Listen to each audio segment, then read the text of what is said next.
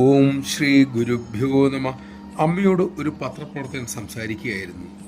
അദ്ദേഹം നമ്മുടെ നാട്ടിലെ പത്രവാർത്തകളെ മാധ്യമങ്ങളെക്കുറിച്ച് അമ്മയോട് തിരക്കി. അമ്മ പറഞ്ഞു, മോനെ, അമ്മ ഒരു കഥ കേട്ടിട്ടുണ്ട്. ഒരിക്കൽ ഒരു സംഘം പുരുഷന്മാർ 1 വർഷത്തെ ജോലിക്കായി വനത്തിലേക്ക് യാത്രയായി.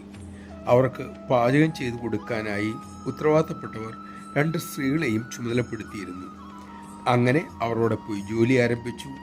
ജോലിയുടെ കാലയളവ് പൂർത്തിയാകാറായപ്പോൾ ആ സംഘത്തിലെ 2 പുരുഷന്മാർ ആ 2 സ്ത്രീകളെ വിവാഹം ചെയ്തു. പിറ്റേ ദിവസം വാർത്ത വന്നത് ഇങ്ങനെയാണ്: വനത്തിൽ ജോലിക്ക് പോയ 2% പുരുഷന്മാർ 100% സ്ത്രീകളെ വിവാഹം ചെയ്തു. അമ്മയുടെ കഥ കേട്ട് എല്ലാവരും പൊട്ടിച്ചിരിച്ചു.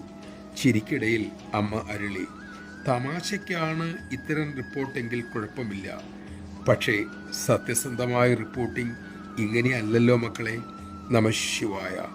പത്രപ്രവർത്തന മേഖലയിലെ മൂല്യശോഷണം സമൂഹത്തെ വലുതായി വഴിതെറ്റിക്കും, പ്രത്യേകിച്ച് യുവജനങ്ങളെ. വായനക്കാരായ നാം വളരെ ജാഗ്രത പുലർത്തേണ്ടിയിരിക്കുന്നു. കാരണം മുഖ്യധാരയിലെ മാധ്യമങ്ങൾ എല്ലാം തന്നെ നന്മയെ, മഹത്തുക്കളെ അംഗീകരിക്കുന്ന വാർത്തയ്ക്ക് പ്രാധാന്യം കൊടുക്കാറേയില്ല എന്ന് തന്നെ പറയാം.